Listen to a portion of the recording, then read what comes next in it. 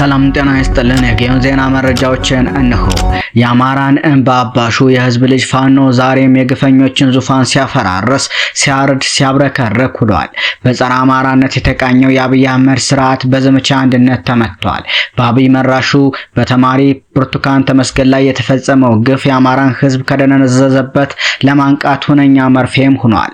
በዚህም የአማራ ፋኖ በጎጃም የዘመቻ አንድነት የስድስተኛ ቀን ውሎ ዙ 23 የተቃጠለበት አስደናቂ ጀብድ የተፈጸመበት ቀን ሆኖ ውሏል። በዚህም አንደኛ ክፍለ ጦር መራዊ ከተማ የሚገኘውን ቻይና ካምፕ ደብድቧል። የኮሎኔል ታደሰ ሙሉነ ብርጌድ በጠዋት መራዊ ከተማ የሚገኘውን ቻይና ካምፕ በመደብደብ የአሸባሪውን ኃይል መደምሰስ ችሏል። በዚህም ከ13 በላይ ሲሞት ከ20 በላይ ቁስለኛ ማድረግ ተችሏል። ይህ ካምፕ ሲደበደብ መግቢያ መውጫ ያጣው ጠላት ከጭንባ ኃይል ለመጨመር ቢሞክርም ባህር ዳር ብርጌድ ደፈጣ በመያዝ ሲለበልበው አርፍዷል። በዚህም ምክንያት ጠላት እንዳይቀናጅ ኃይል በማዛባት ሙትና ቁስለኛ ማድረግ ችለዋል። በተያያዘም ራስ ቢትወደድ መንገሻ ቲከም 5ኛ ክፍለ ጦር ገረመው ወንዳወቅ ብርጌድ ብር አዳማ ከተማን አስለቅቋል። ጠላት ቋሪት ገበዘ ማርያም ከተማ ላይ የሚያዝ ቢቋምጥም በጀግኖቹ ገረመው ወንዳወቅ አስደናቂ ውጊያ ጥበብ ሳይሳካለት ቀርቶ ፈርጥጦ ተመልሷል።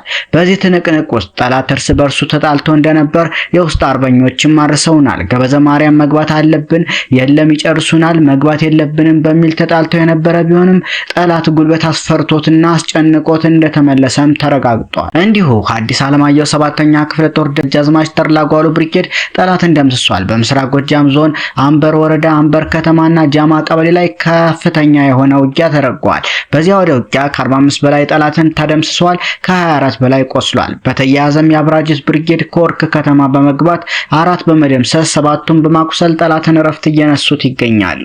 ይህ በእንዲህ እንዳለ ጎጃም አገው ምድር 3ኛ ክፍለ ጦር እጅ በአፍ የሚያስጭን ጀብድ ፈጽሟል። የአማራ ፋኖ በጎጃም ጎጃም አገው ምድር 3ኛ ክፍለ ጦር ዛሬ አቸፈር ምድር ላይ ታሪክ ሰርቷል።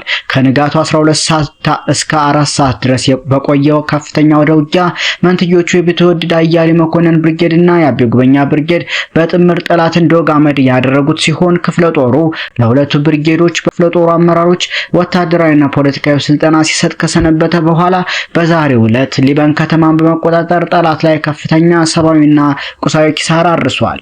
በዚህም 46 በላይ ጠላት ኃይል የተሸኘ ሲሆን 29 የቆሰለ፣ 24 ክላሽ የተማረከ፣ 2 ፓትሮል የተቃጠለ፣ 2 ሞተር የተቃጠለ፣ 2 ኮምፒውተር የባንዳው መገልገያ የነበረ የተማረከ ሲሆን ይህንን ኃይል ሽፋን ለመስጠት ከዝህብስት የተነሳ ኃይል አሹዳ ላይ ፈንጅ በማጥመድ ጉዳት ደርሶበታል።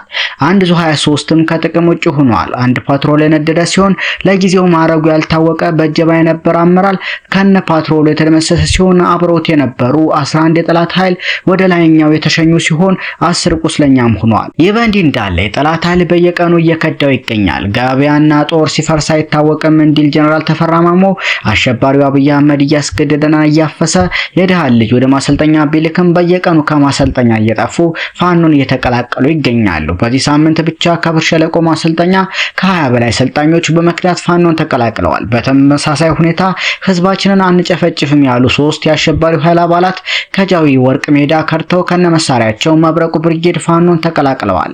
አዲስ ትውልድ፣ አዲስ አስተሳሰብ፣ አዲስ ተስፋ ሲል የአማራ ፋኖ በጎጃም አስታውቋል።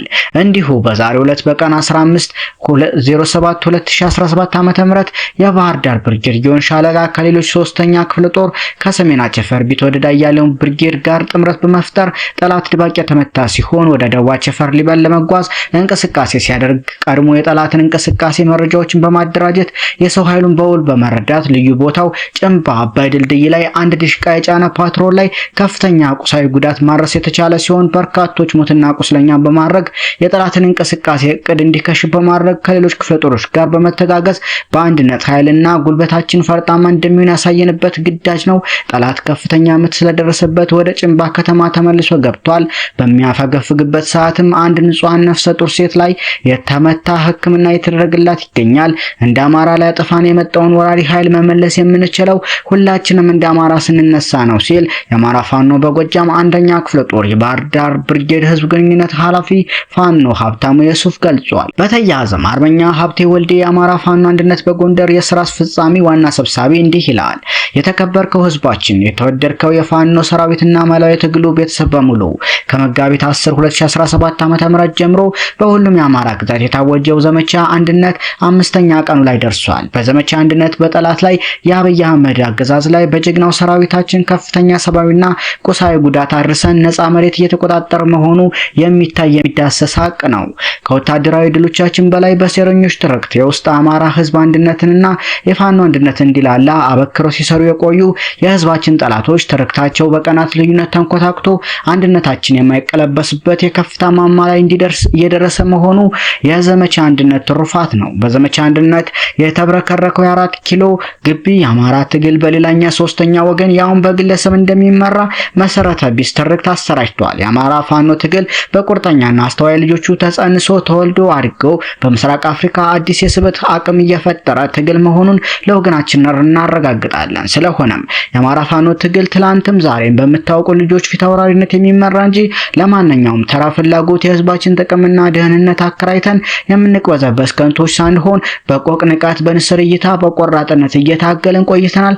ነገም እንቀጥላለን። አሸንፌ ጨርሻለሁ የቀረ መለቃቀም ነው ብሎ በአደባባይ ካወጀ 19 ወራት ያለፈው ቢሆንም ህዝብን ታግሎ ያሸነፈ አምባገነን ወንጀለኛ ታይቶ አይታወቅምና በፍጹም ጀግንነት እያፈራረስነው እንገኛለን።